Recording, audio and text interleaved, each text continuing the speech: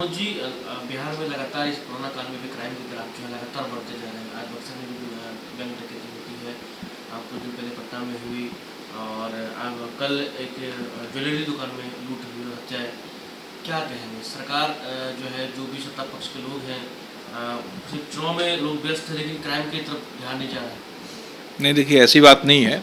आप अपराध के आंकड़ों में भी देखेंगे तो प्रति लाख आबादी पे बिहार में जो मामले दर्ज हुए हैं अपराध के, वो राष्ट्रीय स्तर पे देखेंगे तो वो कम है। और ये बात मैं पूरी दृढ़ता के साथ में कह सकता हूँ कि बिहार की कानून व्यवस्था और बिहार की सरकार ने जो क्राइम पे और लॉ एंड ऑर्डर पे जीरो टॉलरेंस की जो नीति अपनाई है, इतने सघन आबादी वाले राज्य में हम कमोबेश से कानून का पालन करवाने में सफल रहे हैं। और जो कल परसों की आप घटना का जिक्र कर रहे हैं,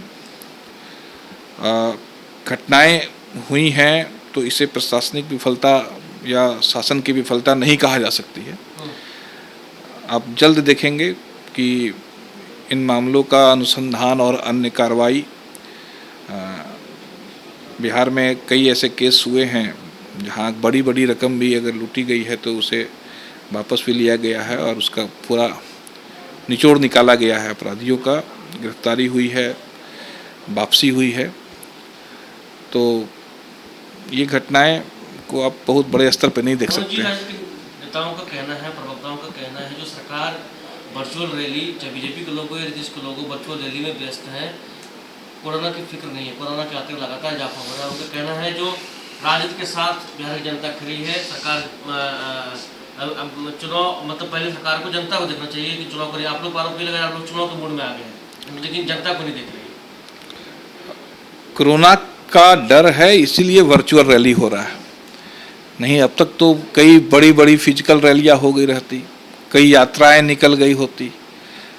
तो कोरोना को देखते ही हुए हम लोग वर्चुअल रैली कर रहे हैं।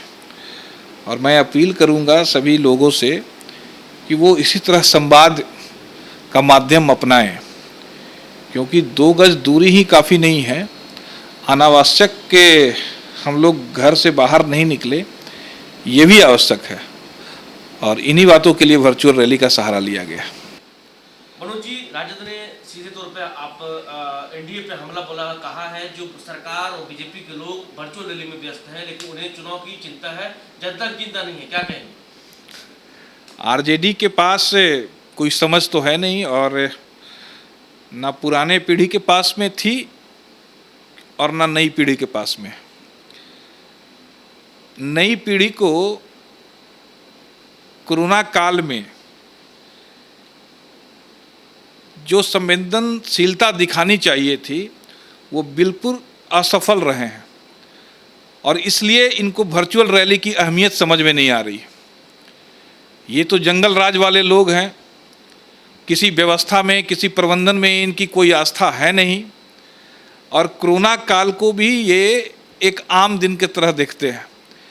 जब चुनाव आयोग ने फैसला ले लिया कि मुझे चुनाव समय पे करवाने हैं और प्रशासन तैयारी चालू कर दी, पॉलिटिकल पार्टियां भी तैयारी चालू कर दिए, तो क्या हम मूर्ख की तरह लोगों के बीच में बड़ी बड़ी रैलियां करते या फिर लोगों के बीच में जाके हजारों हजार की लाखों लाख की रैलियां करते?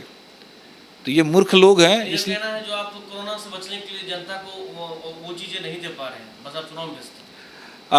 वो तो एक हमारा महकमा है, स्वास्थ्य का महकमा है और सामान्य प्रशासन का महकमा है, वो काम कर रहा है। और हमारे सरकार के मुखिया माननीय नीतीश कुमार जी, उप मुखिया माननीय सुशील मोदी जी निरंतर उसकी बैठकें ले रहे हैं और नज़र रखे हुए हैं।